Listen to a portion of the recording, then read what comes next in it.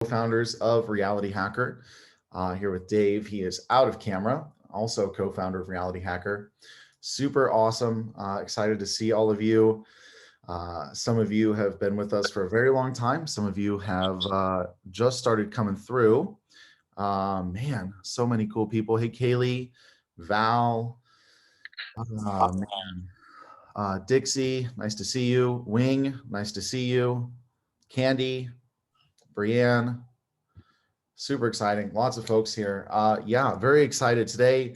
Lots of really good stuff happening. You've probably noticed we've been having a lot more workshops, and I'm just really, really excited to share with you today what we have found to be the most effective tools in achieving your goals. Really, and this idea of goal achievement, it really expands to so many different things. Like, sure, we can talk about goals in relation to business.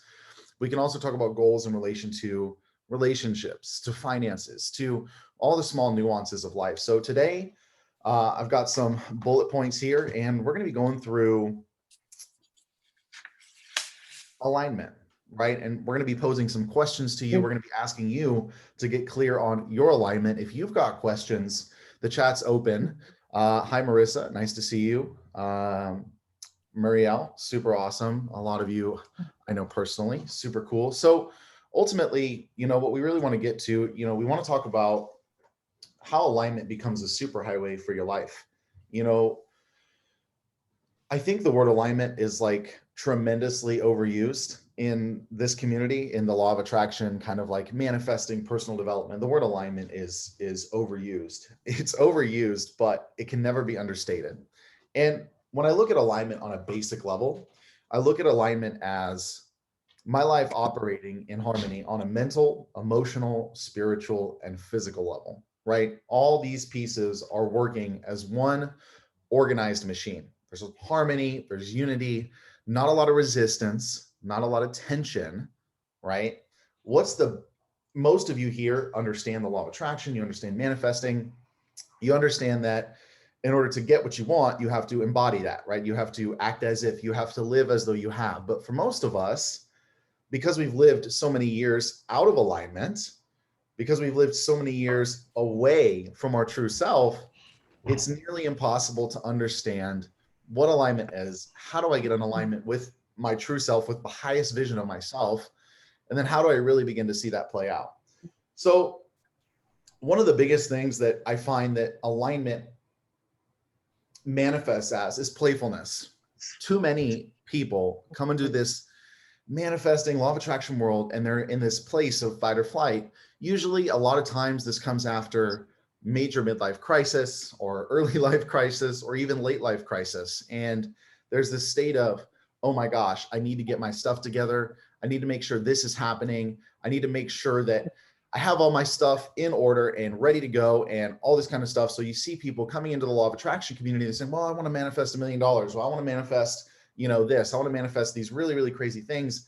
And a lot of the times what we found after working with folks in over 100 countries is the things themselves are really this like, more often than not, they're this attempt to overcompensate for what we feel like we don't have. We want to win the lottery because we believe this lump sum will provide us something different than understanding financial literacy, compound interest, and all of these different tools that allow us to become rich over a long term rather than just needing these lump sums. And it's no coincidence that 99% of people who win major lottery pots end up losing them, because most of these people are dealing with tremendously self-depreciating beliefs. That's just the way it works for most people. We take it really seriously. I've got to do this. I've got to manifest this. I've got to make sure this thing happens. So ultimately, this sense of seriousness, and I'm sure everybody on this call can attest to this, when you're in this like serious, got to get stuff done mode, you may get stuff done, but you probably notice that there's a lot of resistance that comes up. There's a lot of things that we may not even consciously become aware of, just because we're so used to running in these habits of misalignment, of non-alignment. And so ultimately what we're looking at here is something easy or is it hard? Now, this is not necessarily always an objective declaration, but 99% of the time, misalignment manifests as resistance. And sometimes the resistance itself is just a reflection of some self-depreciating or limiting concept that we're carrying. And so the resistance in and of itself is not necessarily objectively true, but because we've held so closely to self-concepts that create that resistance in light of what we want, right? So hypothetically, this self-concept being, I can't have X because I was Y, or because I was Z, or because I have A or B or C or whatever. And all of a sudden, in the light of what we want, this idea that we can have it is immediately blocked, and it produces that tension right here. And it's not because we can't have it. It's because there's something in us that is not in alignment with what we're wanting. And what is that thing? That limiting belief. So a lot of the times, this alignment work is not just like having a vision board on your wall and saying, oh yeah, like I see this mansion, I see this, I see this car, I see this Tesla, right? Whatever kind of thing you want. And I feel like I have it. Like, that's cool. I love it. Most of the time, vision boards become anchor points for separation than they do actually assisting. Because if you're looking at your vision board every day and you don't see the things that you want showing up in your life, natural tendency is to begin to create that inkling of separation. And what happens the moment we step into that separated consciousness? We immediately perpetuate the lack of that thing in our experience. Alignment, alignment, alignment, alignment. So ultimately, when we're in alignment, we're on this superhighway. And I'm sure you've had times where you're in alignment and things are flowing.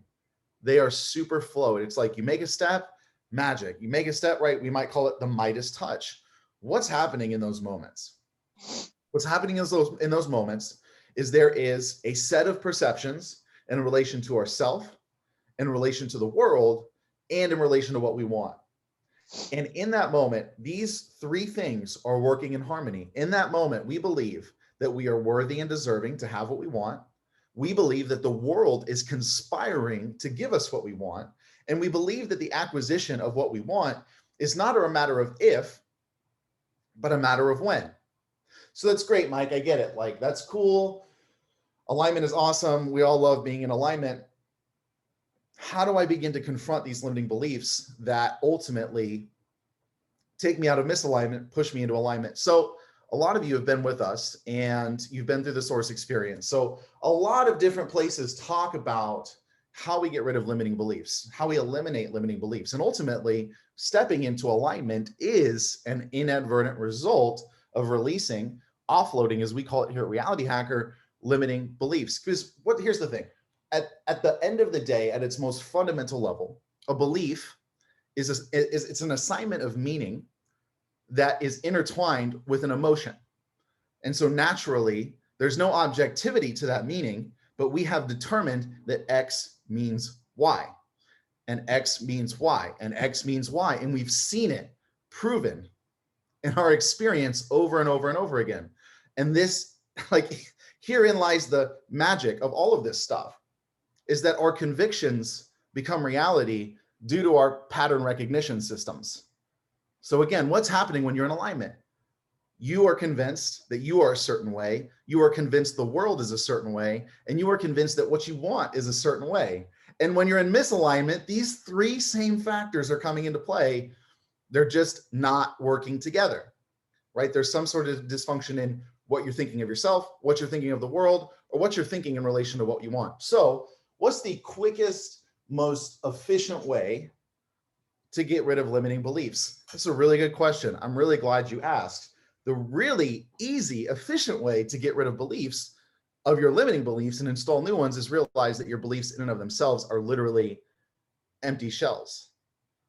They're empty shells. And I want you to imagine this for a second. I want you to go on a journey with me for a second and understand really what beliefs are and what you are in relation to your beliefs. I want you to close your eyes for a second if you can. If you're driving, don't close your eyes, keep them open. But I want you to imagine for a second that you're looking over a dark flatland, a very dark, snowy Colorado flatland. And on this flatland, you see this endless amount of snow globes, endless snow globes. Okay. You're looking out, you're like, wow, there's like so many snow globes. I can't even count how many there are. And every one of these snow globes is frozen in time. And I want you to imagine that you rush up to the front of one and rush inside of it. And all of a sudden you're inside of this snow globe and it comes to life.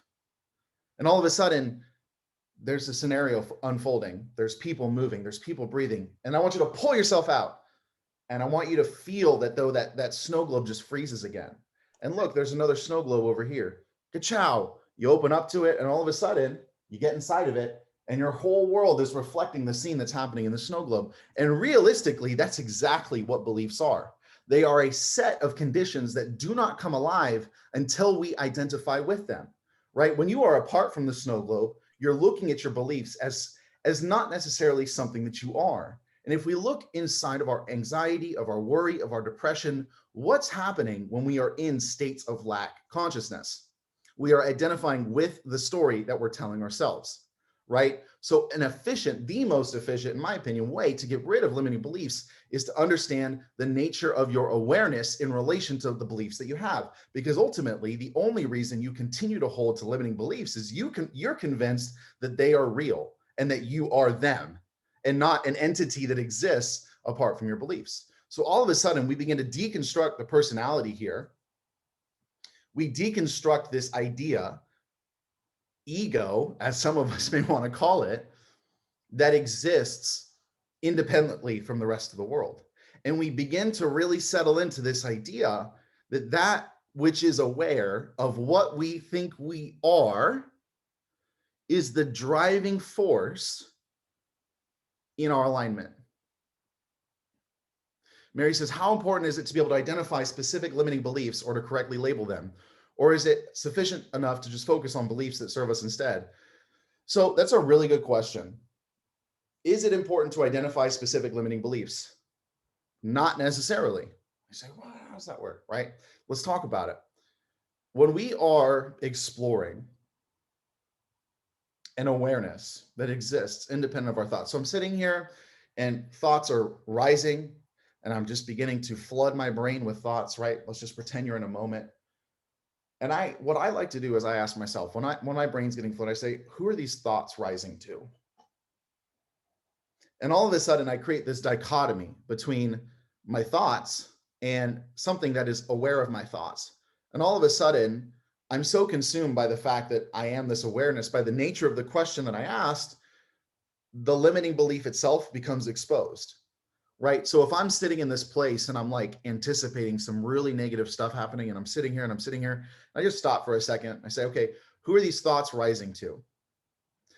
Literally by the nature of that question, I am forced in, like, this is where working with your brain becomes like super fun, because your brain can serve you in such ridiculously amazing ways. So when I confront this awareness that is aware of my thoughts, immediately I'm aware of two things.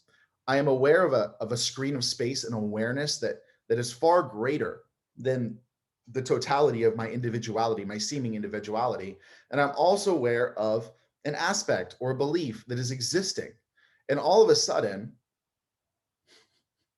it's really amazing. All of a sudden,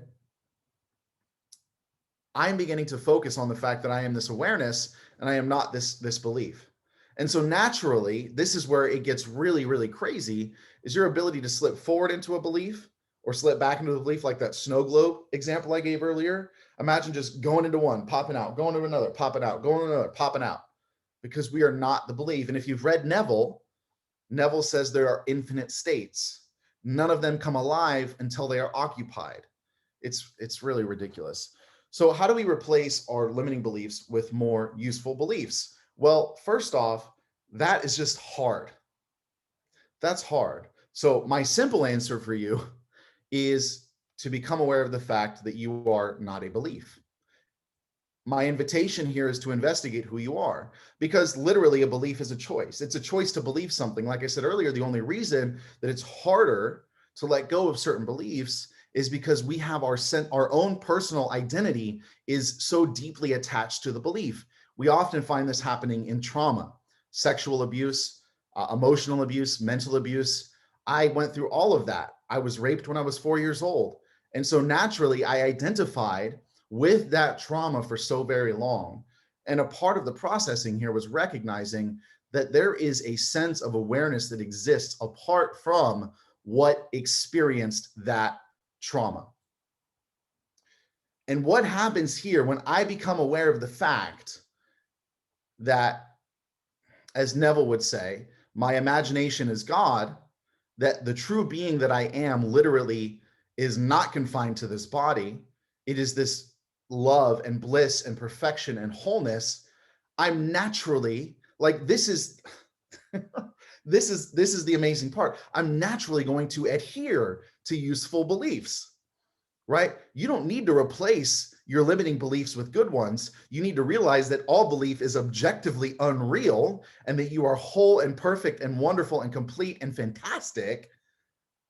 And then as a byproduct of this, you will naturally begin to treat yourself better. You'll naturally end cycles of limitation. You'll naturally walk out of cycles of lack because you're no longer identified with the belief itself. That's why we create these cycles, because we identify with the beliefs. We enter into states. The problem for most of us, though, is that we get lost in the idea that we are a state itself.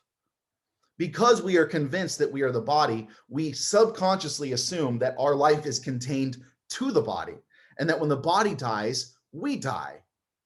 And this is the biggest flaw in thinking in the entire law of attraction manifesting community. This idea that I am the body, because it's like the furthest thing from the truth. The furthest thing from the truth. And so my quest here is to become aware of what is aware of who I think I am. And then when I'm there, I'm not going to identify with any belief whatsoever. And then the idea of picking a belief and instilling it, literally, it becomes like putting in hardware in a computer. Doop, doop. I have a choice now, because I'm no longer convinced that I am a belief. Changing my belief is hard when I am convinced that I am a belief. Changing my belief from I don't have enough to I have enough is hard only when I am convinced that I am the belief that I am not enough. So what happens when I begin to create or understand or rediscover or awaken, if we're going to use that term, to my true identity as source, God, consciousness, imagination, whatever we want to call it here? This is where it becomes super easy. And this is where alignment becomes literally second nature in your life, because you're no longer A, convinced that you are a belief. B, you do understand that you are the very totality of the universe contained as a human for a short while. And you understand that belief, embodiment, states of consciousness are ultimately a choice. But the truth is, I'll tell you what, until you experience yourself apart from a belief that you have, apart from your stories that you tell yourself, changing the beliefs themselves is going to be like literally an endless cycle of work. And I know many people on this call have been in this industry for decades and are always looking at like the new techniques and the new methods to eliminate limiting beliefs. Like, dude, that's all garbage. You don't need to do any of that. You just need to realize that you're God and they'll all fall away by themselves. Like, why would you want to do the work to chip away your limiting beliefs when you can just shatter them through freaking self-realization? You want to talk about alignment, getting your life on track, getting your goals on track, understand who you are, and alignment becomes your second nature. And so we're talking about how we're beating overwhelm, how we're beating procrastination, how we're beating stress. Literally, what is the root of all of our limiting beliefs? Literally, the root of all of them is a fragmented idea of who we are. I cannot do this because I am something other than my true being, which is perfect, whole, and God. And therefore, because I am this fragmented being, if this is that easy, how come more people haven't done it? That's a really good question. And you know, the reason I'm convinced why more people don't do this is because it's offensive. It's offensive. It's too easy. It can't be that easy. People spend 50,000 years becoming 33rd degree Freemasons to understand something that could be understood if you just sat in your room alone and stopped getting addicted to your ideas of yourself. People spend decades in occult orders and Rosicrucians. And don't get me wrong, I love all this stuff. But we spend all these years because we believe that we are the body and we have to do all this stuff in order to be good. And we have to do it. And it makes us feel good. It makes us feel worthy. Oh yeah, look at me. I did my affirmations today. And look at me. I posted my quotes on Instagram today. And some people don't like that because we like to show how spiritual we are based on the things that we do for people. And it's like, that's, it's ridiculous because it's pretentious. It's so pretentious to think that you could do anything to become more perfect than you already are. But we are addicted to our ideas of depreciation. We are addicted to our ideas of fragmentation. How dare you tell me that I am a whole being? How dare you tell me that I am loved? I have to do this, this, and that in order to be loved. I need to go feel it real. I need to go do some revision. I need to go do a state akin to sleep. And it's like, dude, you don't need to do squat. Because if you just sat in your room and you detached from your ideas about yourself, your true self would rise. You would immediately enter a high vibrational state of being. And if you did nothing to interfere with that, you would literally start living the life of your dreams today. Because the life of your dreams and everything you want is all about the feelings that you're trying to capture. Why you want the money, the success, the cars, whatever it is you want. You want a tiny house, you want a garden community, whatever you want it all because of the feeling.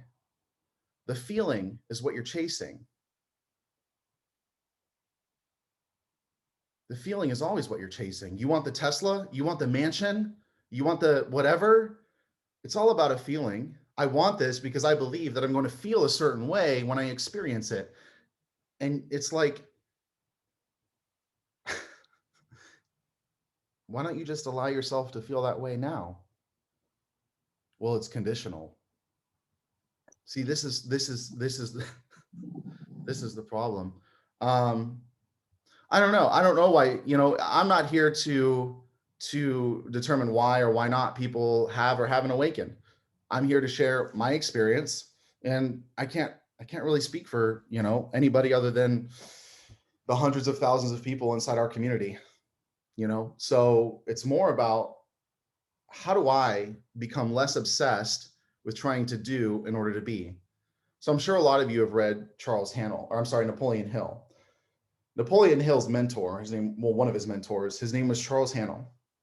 And he said that we can only do to the extent that we can be. We can only be to the extent that we are. And what we are is determined by our basic self-concepts. This is one of my favorite statements, because what it's really outlining here is that my ability to do and achieve and create results, it's not just dependent upon my ability to be and persist in a state of consciousness. It's determined ultimately by my basic self-concepts. And so somebody asked earlier, what is the best way to instill the beliefs that I know I should have in order to create the life that I want?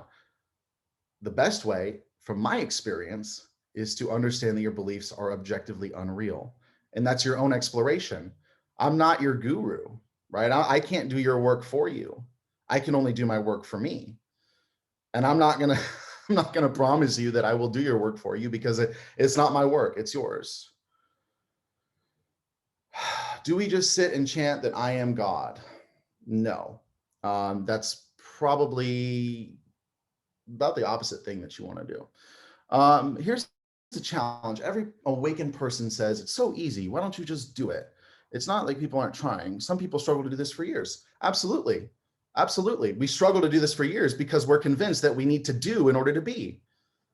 We struggle for years because we are convinced that we are not inherently enough, and that there's still something that needs to be done, and that there's still something that needs to happen. And that struggle, the totality of that struggle, is rooted in my inability to accept that I am enough right now. And so how do I do that? How do I discover that I am enough? Discover the objectivity or non-objectivity of your beliefs. It's literally a matter of proving your beliefs to be objectively unobjective. And that's not done through posting memes on Facebook, and it's not done through, feeling it real every night and crossing off your list and make sure you did enough to be spiritual. It's deep personal work. It's deep personal work. And you can come join us in the I Am experience. That's exactly what that's built around, right? But I'm here to tell you that you can do a million different vision boards and affirmations every day. The truth is, most of you on this call know that that really doesn't work. And sure, we have some testimonies of some famous influencer on Instagram who has this really cool affirmation product that works and all that kind of stuff. But like, dude, let's not play around. Let's not play around. Like, there's literally a new limiting belief technique, like as much as there's like a new Facebook ad technique. You know what I mean?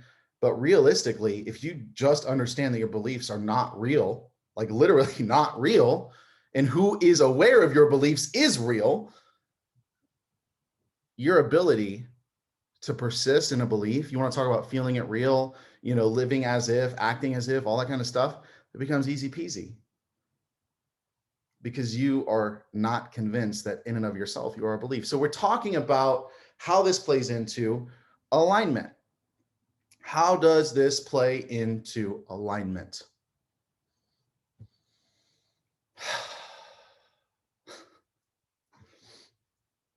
So we're looking at alignment being this place of harmony between who we think we are, what's happening in the world, and the things that we're wanting in relation to us.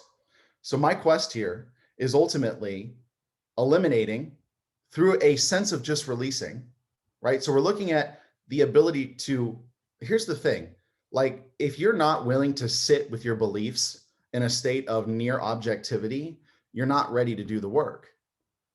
That's just the reality of it, because this work is internal and it always will be internal, and it will never be the amount of retreats that you go to or the amount of Abraham Hicks shows that you go to. Like, you're never going to be more perfect than you are, but ultimately, until you reveal that to yourself, you're going to spend the rest of your life striving to attain some sense of perfection that you already are.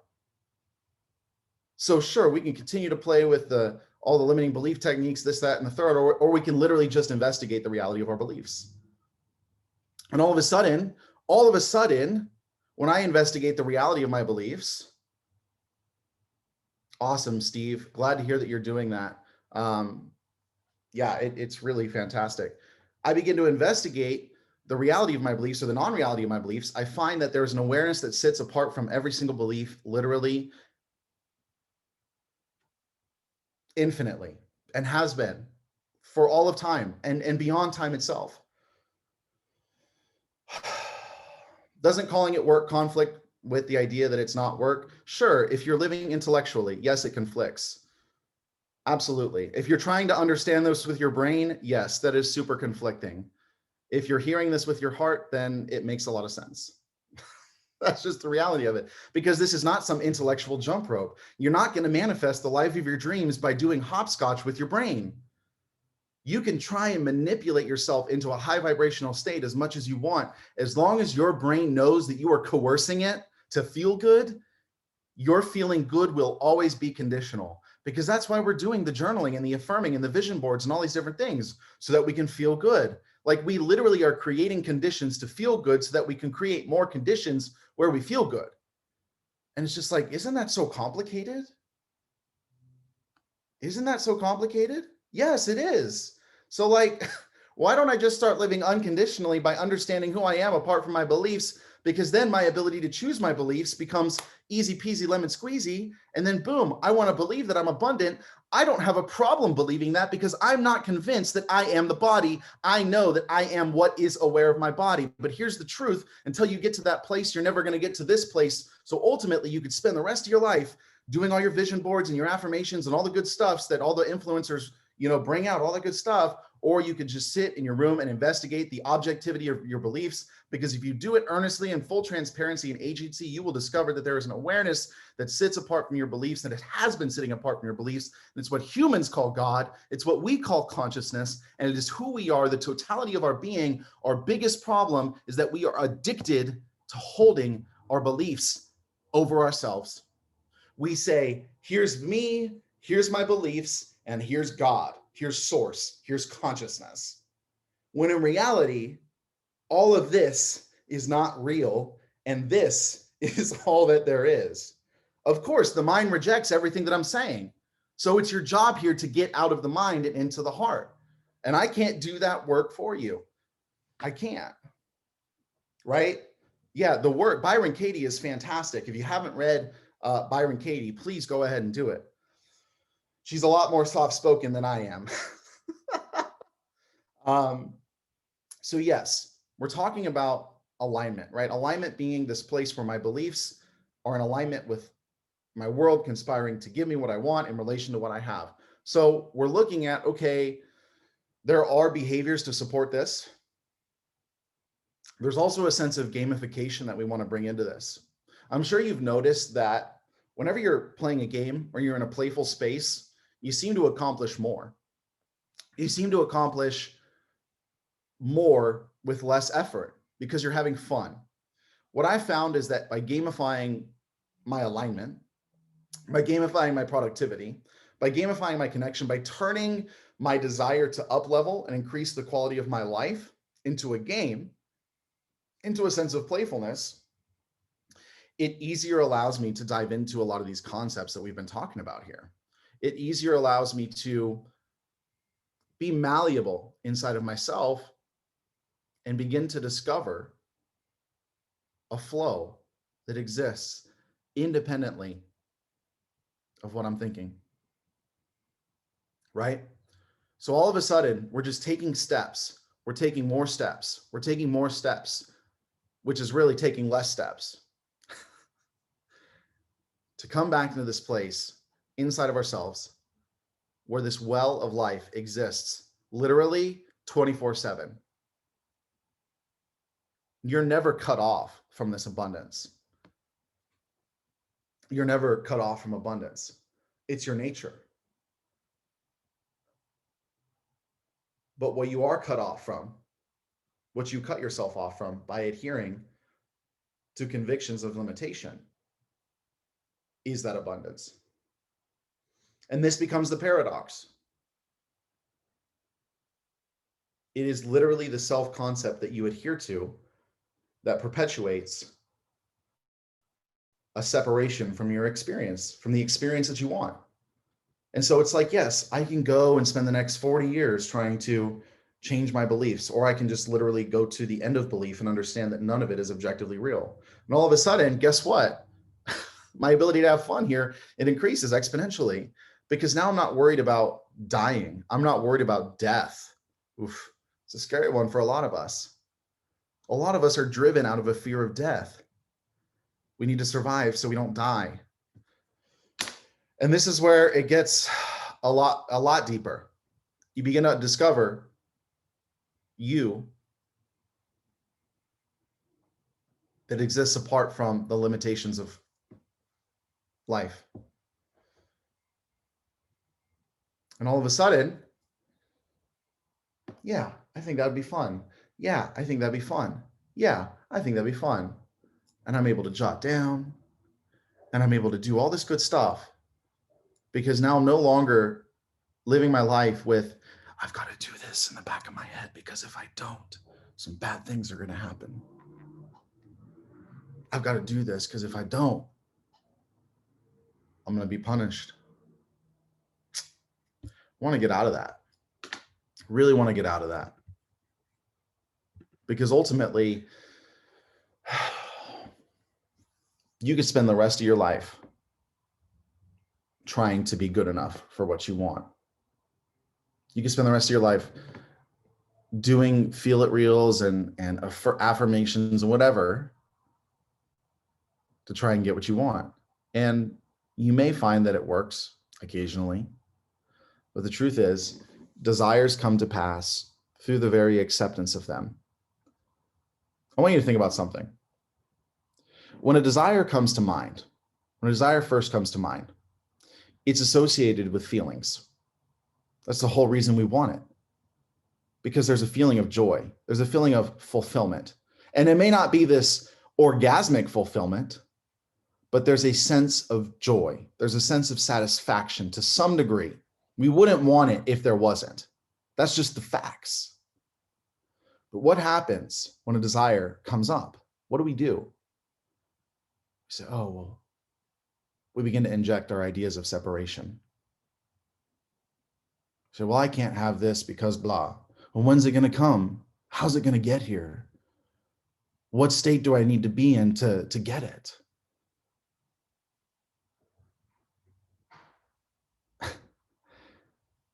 And it's like, if we would have just allowed ourselves to enjoy those feelings without interjecting our own convictions, the thing would happen just like that. Like, this is what Neville means when he says that desires come with their own plan of fulfillment.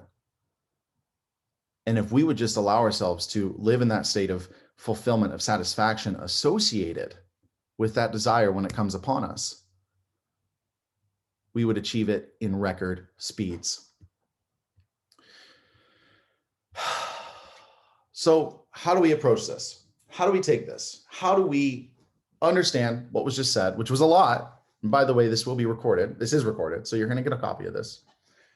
How do we take this and turn it into practical stuff, right? The woo is great. The etherealness, right? Right? That's all awesome. But we want to take this and we say, okay, how do I begin to take these concepts and really put them into place? The first step is to really begin to look at where I am not allowing that fulfillment to come through. What areas of my life am I choking my source? What areas of my life am I injecting my own fragmented self-concepts to, which is creating resistance? Resistance comes up in your body the moment you adhere to a concept that sets you apart from what you want. And it may be unconscious. For most of us, this is unconscious. Most of us work, like, the brain works so quickly. For most of us, determining a conclusion about ourselves in relation to what we want happens literally in less than a second. It happens in like half a second, if that. And so most of us have never really taken the time to slow down and understand how we react when a desire comes upon us, or looking at frameworks. So here's another question. The desire comes upon you. Let's say you don't inject your own limiting belief. Cool. How can I begin to sustain that feeling? This is where we get back into gamification. We begin to treat our goals, achievements, with a sense of fun and playfulness instead of seriousness. Because our tendency to be serious actually increases the statistical probability that we fail. And I don't have to prove that to any of you. I think most of you would attest to that. When I take things way too seriously, they get all out of whack. So I look at how I can begin to gamify every area of my life. So I'm looking at investigating where I'm choking off my source, where I'm injecting my own self-concepts that are completely false, and ultimately not in alignment with my bliss, with my highest self, right? With the awareness that I am. And I'm looking at where can I have a lot more fun? How can I implement a gamification framework into my life and start actually seeing measurable progress? And so this is why we developed a game. We developed a game just for this. It's a life accelerator game. And it's really all about turning these aspects of achieving goals, increasing productivity, advancing your life, turning it into a community-based format that makes achievement fun, that turns the process of becoming a better version of yourself into a super fun process. So ultimately, we're looking at our ability to turn life into a game. So we've developed a game, which is a first of its kind transformation program that combines goals, productivity, the law of attraction, coaching, and accountability. Ultimately, every month, if you've been with us in RHOS, you've become familiar with the quest format. And so every month, we've got community quests. You're a part of a group. And as we complete our daily tasks, we're slaying robots, we're casting spells, we're completing journeys. And ultimately, every task we're completing, it gets us and the people that we're playing with one step closer, making goals fun and effortless. And so ultimately, we're really focusing on training you on proprietary mindset and law of attraction processes that turns your life into a magnet for success, into a gamified framework, literally 5 minutes a day. And we've built this in such a way that your membership comes with personalized goal planning from our team of productivity experts. We've got bi-weekly group coaching. You're going to be assigned a personal accountability expert to keep you on track day to day. And there's going to be a totally active community of players for ongoing support. And ultimately, and this is what I'm really excited about, literally, you are the first to hear about this. You are literally the first to hear about this. We are getting to really, I don't know how much you guys are aware of like cryptocurrency and Decentraland, all these different types of completely decentralized apps, but becoming a part of our Life Accelerator game, you actually become a founding partner in our larger vision, the Reality Hacker Metaverse. We're actually building a fully immersive world that you're going to be able to come in, engage with your friends, participate in challenges, listen to teachings, and actually create and sell NFTs inside of our world that will ultimately, literally allow you to up-level your life and actually earn real cryptocurrency.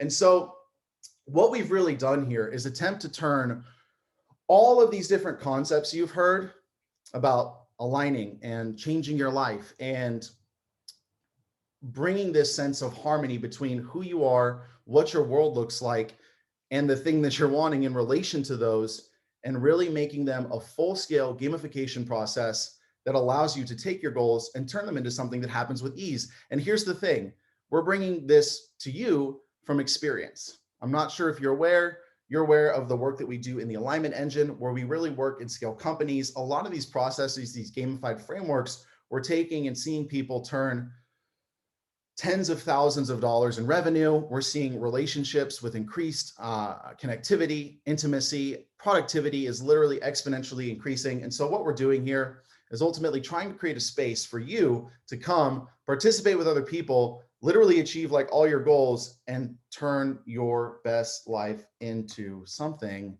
that happens now. And I'm not here to sell you this on the call. The good news is if you're interested in this, my team is putting call links in the process so you can apply. There's nothing being offered on this call. I don't want to sell you on this call. The truth is,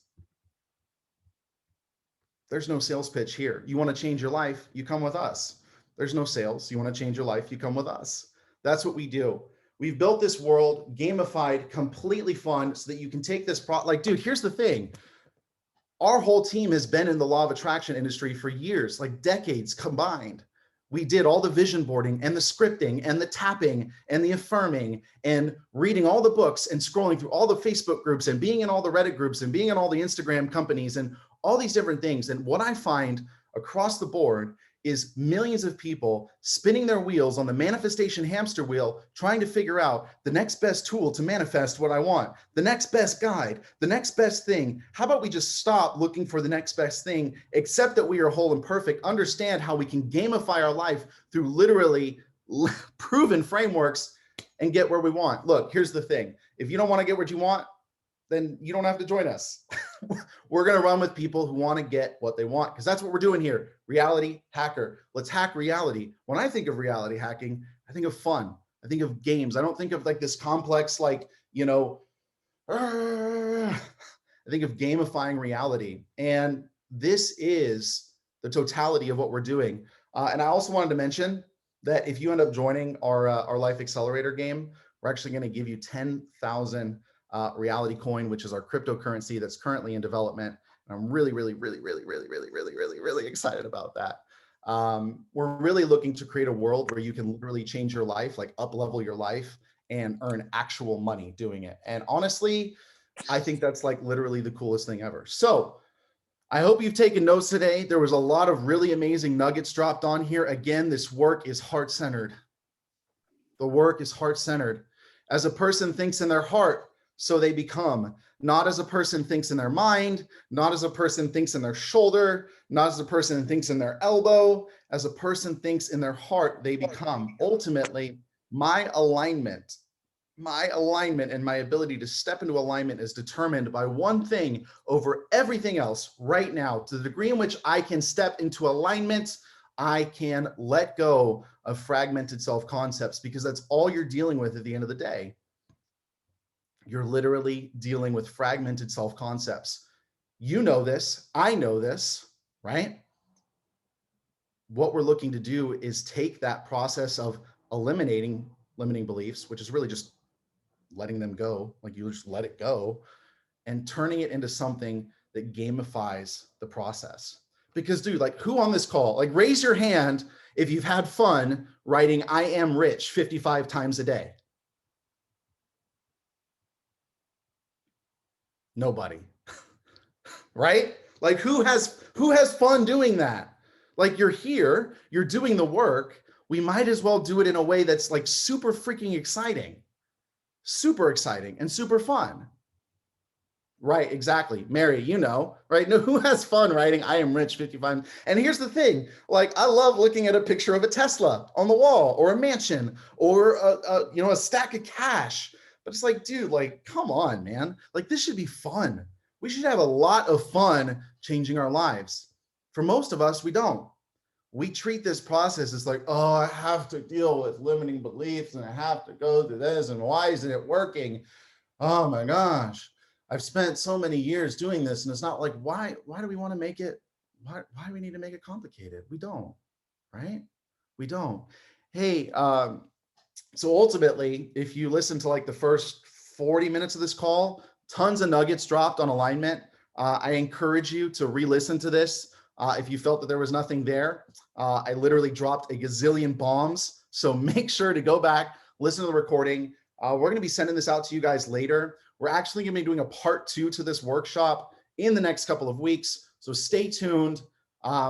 Look, at the end of the day, your biggest quest, if you want to get what you want, if you want to start accomplishing your goals, your biggest quest is to figure out where you are not in alignment.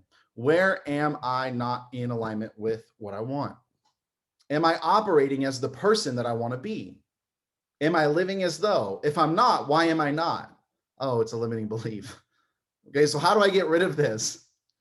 I go through a process of understanding the unobjectivity of my beliefs. I mean, sure, here's the thing. You can go through some Ho'oponopono, you could do some tapping, some EMDR, all the good stuff, right? Your choice. I don't think it needs to be complicated. Changing your beliefs, shifting your beliefs it's not a complicated process. But the truth is, there's a lot of people telling you a lot of things. There's a lot of people all over saying, and the truth is, it's not because it's my company, but the truth is, with what we have here, it's literally one of the most effective frameworks for eliminating limiting beliefs, because it's about going beyond the mind. It's about going beyond the body. And this is where the whole game changes. I'm super grateful for all of you. Like, we've literally had such a big turnout. I really would love to hear more from you. If you're not active in our Facebook groups, please get active in our Facebook groups. Brianne, Candy, Danielle, Denise, Diane, Dixie, Dawn Finley. Man, I love your name. Elizabeth, Eric, Kaylee, Kathy, Kesh, Marissa, Mary, Patricia, Val, Wing. Again, right? Like, here's the thing. At the end of the day, apart from our game and everything in between, the biggest thing that holds us back from getting what we want is believing that we are who we want to be. And everybody on this call knows that. Like, if you've been here, you know that. And so really, my quest, my objective is like, how can I create or leverage a framework that makes this process of shifting that into super fun, excitement, and like actually rewarding and gratifying? Like, what if leveling up in life was actually fun, and it wasn't this like crazy, stressful, frustrating process? That's what we're looking at here. That's what we're looking at. Okay, awesome. Well, folks, I'm really big fans of you. Please check out this recording again later when it's sent out. We want to hear your thoughts, questions. You can feel free to email us back. We read everything, even the negative comments. So we're not really afraid. We want to hear what you have to say. I want to hear that this was good for you. And ultimately, we will talk to you soon. Hope you all have a wonderful, wonderful Saturday. And we'll see you shortly. I'll stick around for a little bit. If anybody has any questions, I would love to answer some questions. Kaylee, Marissa, Danielle, Eric, really nice to see you. Marielle, Mary, thank you. I really appreciate you all being here. Man, super, super awesome. So yeah, I'll stick around for a couple minutes if anybody has any residual questions, and we'll kind of wrap it up.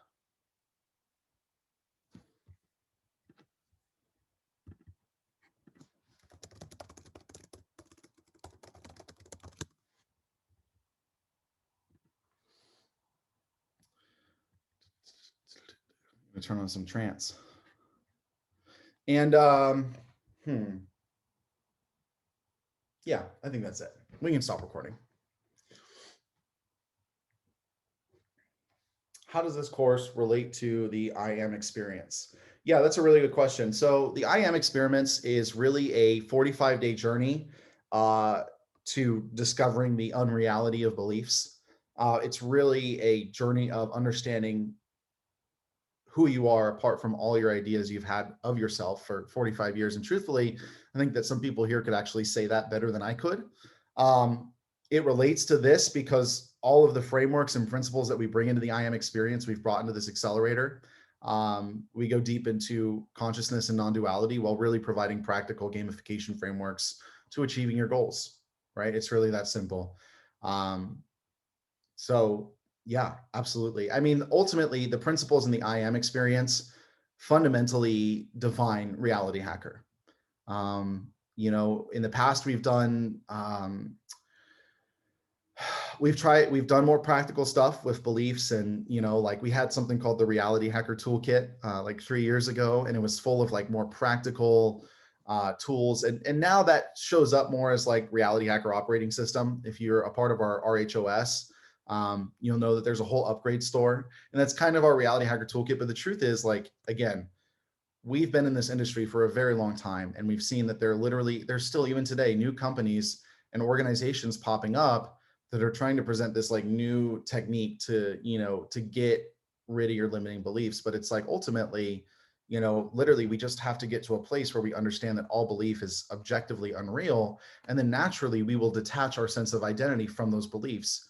And then as a result, the ability to choose a belief becomes a lot easier, right? Again, it's hard to choose a belief because we are convinced that we are another belief. And so what happens here? This is a really good example. Got 2 Guitar Center cards. Thank you, Dave. So what happens here? I'm convinced that I am this belief, unconsciously, of course. And here's this belief that I think I need to have in order to get what I want. Why is the process of turning this into this so hard?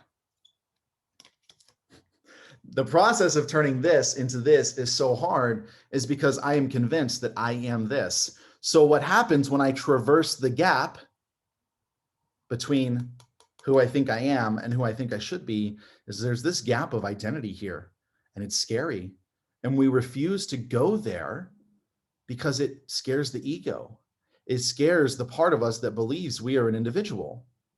And so naturally, it's easier to hold on to this because it's literally experience written in our memory than it is to explore not only the ramifications of who we are between the space, between the objects, but ultimately how easy it is to get here.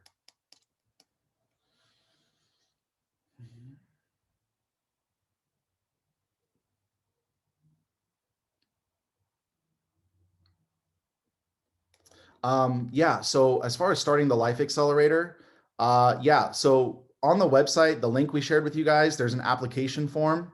We're not accepting direct payments because we really only want to work with people that we know we can just supercharge. So go ahead and apply for that Life Accelerator game. Over on the link, it's up here in the comments. I'm sure we can share it again. And then ultimately, if we like your application, we'll get back to you, set up a call, and talk about how that works. So actually, there is gamification coming to the I am experience for everybody who has actually got it already. We're developing a quest expansion set that will literally allow you to take the I am experience and use it with your journal. And I think it's going to take the revelations that you've already gotten and just increase them 100-fold, because you're taking that quest format that you've used with the journal and applying it to all of the concepts of the I am experience. If we are all one consciousness, then why do we all want different things? For that very reason. Like that's exactly why we became human, to experience distinguishment, to experience separation. And that's pretty scary, because most of us spend our lives thinking that we need to find salvation and we need to be saved from this planet, that there's new age spiritual circles that believe the earth is a prison planet and like all this kind of stuff. And truthfully, that in and of itself is a belief. And it's like, what happens when you go beyond your freaking concepts? You find a stillness that has existed beyond all of it. A stillness that is unchanged and untouchable and unharmable and unmodifiable and unchangeable, apart from everything that happens. How? How not, right? We are all the same consciousness experiencing itself subjectively. Why wouldn't we be? Why isn't the universe a single entity experiencing itself from a multitude of vantage points? How can anything in the universe be separate from the energy that created it? Literally, like it can't. It can't. It's impossible. And so I'm not going to sit here and claim to have all the answers, but I'm convinced that we literally came here to experience humanness. We didn't come here to escape being human. But most of us are so afraid of death. We're so afraid of ourselves. We're so afraid of our shadows that it's hard for us to actually even consider that possibility. And this is where we really get into the work. Awesome. And that's that's a really good question to explore, Mary. I would really love for you to play with that and just sit with it over the next couple of days. You know, think about it in the morning, go about your day and open yourself up. And I'm sure there will be some interesting things unfolding for you. You know, at the end of the day, and this is the thing about us that's really different, like I can't do your work for you. And I'm not sitting here telling you that there's this 7-step system for, you know, eliminating all your limiting beliefs. Like, you know, that's really not what this is about. It's literally about just understanding that you are beyond belief itself. You are beyond belief. Oh, that's so offensive to my fragmented ideas of myself. Yeah, exactly. Hey, Natalie, we're still discussing that. We will get back to you as soon as we're ready to launch it. Good question. But yeah, we're not trying to make it a big burden. I think it's just going to make it super fun for you. Yeah, absolutely. I appreciate asking the hard questions. Like, look, folks, like, here's the thing. We don't want to bypass here. We're not into spiritual bypassing. You know what I mean? Like, the questions are hard. And trust me. So a little bit about my background and how I came to this, like where we are. So I kind of like had my first experience with transcendence, I guess you might call it, about 12 years ago when I overdosed on 4,000 milligrams of antidepressants. And I had my own near-death experience that I'll tell you about at another point.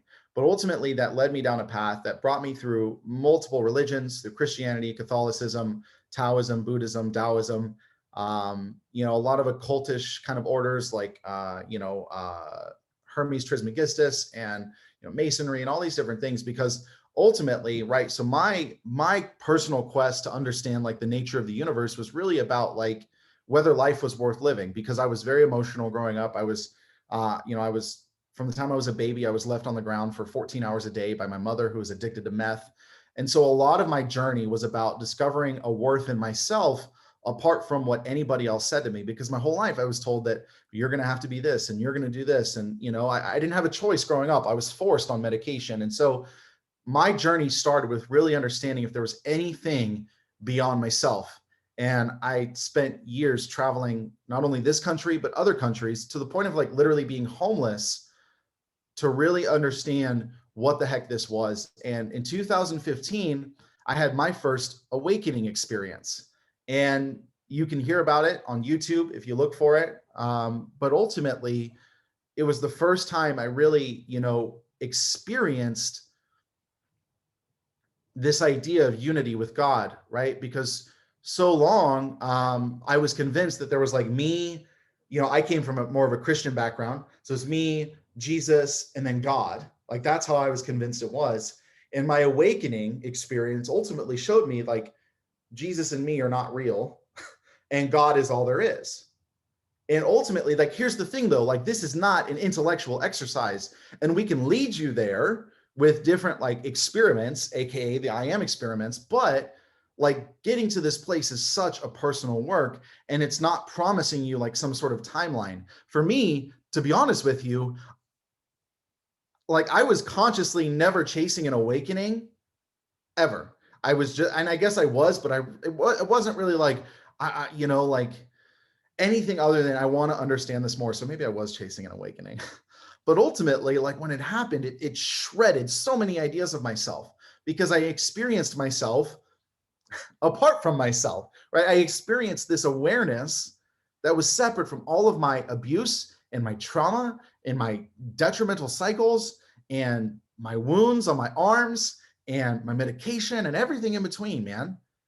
And like when I realized that I was the very thing I was looking for the whole time, no matter how much I didn't believe it, so many things changed. And this is why it's literally like accepting a desire to be true causes it to come to pass. But that's so hard for us because we are convinced that we, in and of ourselves, are conditional beings, that we have to do this to get that. And to a degree, that's true. That's true. But where that comes from, the space that we live from, not in here, but underneath Baby Yoda in here, this is the deciding factor in how things unfold for us.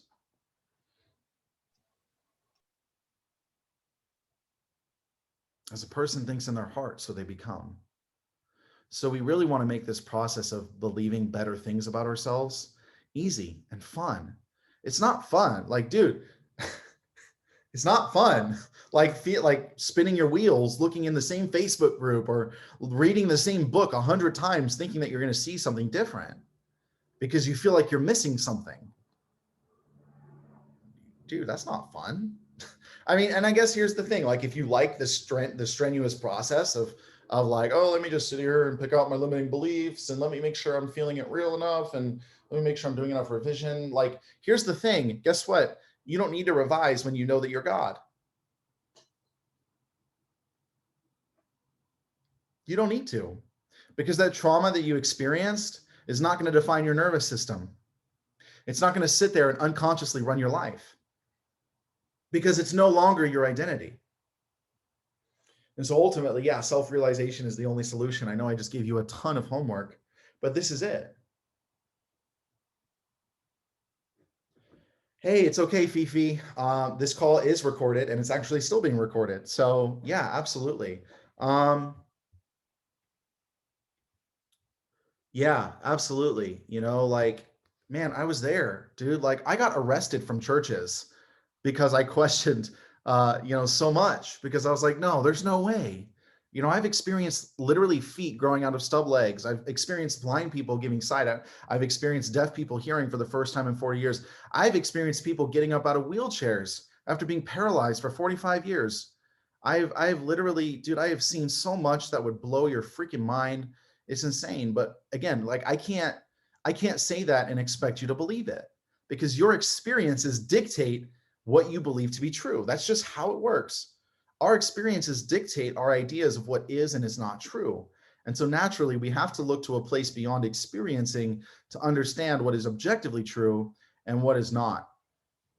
Yeah, 110%, Eric, right? It's like this idea that that you're separate from God. And we can use that term a million different ways, but like that is the lie. if we're going to talk in that context, what is the lie that took Adam and Eve out of the garden? It's the belief that they were separate from God. They actually entertained the adversary when it said, did God really say? What takes us into lack? Literally not believing in our inherent adequacy.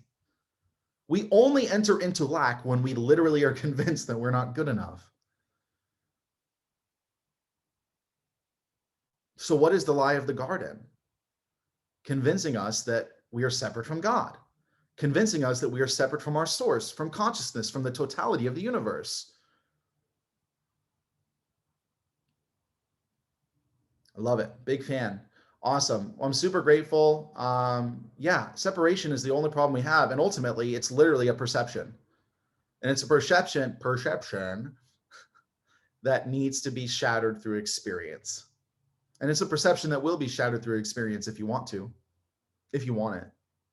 Some of us don't want it though. Somebody asked at the beginning of the call, if it's this easy, why isn't everybody doing it? Because we love the struggle. Like that's the whole reason we came here. You're literally already perfect. And you're like, oh, wow, I want to experience amnesia and play around in all sorts of spectrums.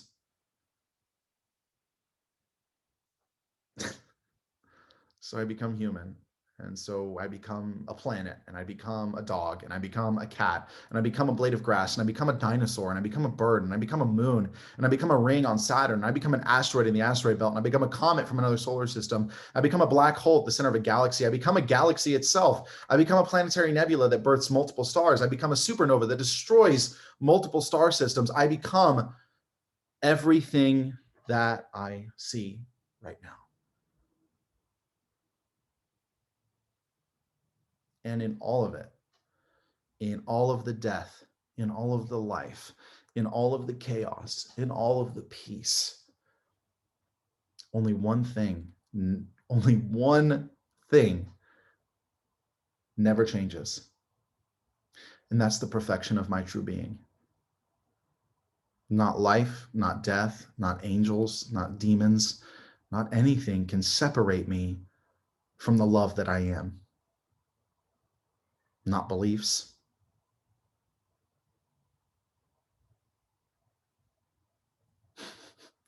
Dude, it's a trip. It's a mind trip.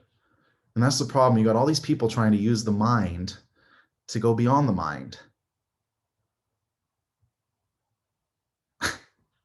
Okay, like that. No. Anyways, I could sit here and talk for hours, folks. Y'all are going to be here for a long time if you don't leave. Absolutely. But we'd love to have you.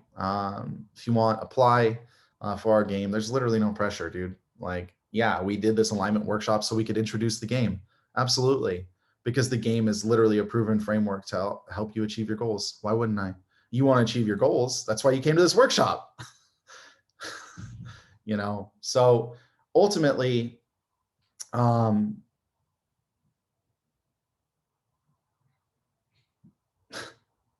you're literally never going to be more perfect than you are right now.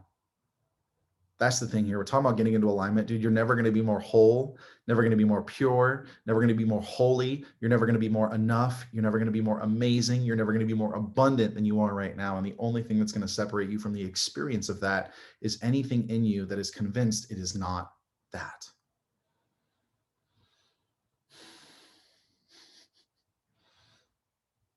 It's amazing, honestly. It's really amazing. So super grateful for you, all of you, Natalie, Diane. Thanks for everybody who's been contributing today. It's really been fun. Don't be shy. We can get down. Love having you here and talking about this. But I think we're going to do these more regularly. It's just really fun. And I really want to be able to provide a space for you to come ask your very valid questions. These questions are real, right? Like, and they're hard sometimes, yeah, but we don't want to ignore them. We want to confront them head on. And so it is 1:11. That being said, I'm going to hop off of here. Look out for a recording. We love you. We are big fans of you, and we hope to talk to you soon.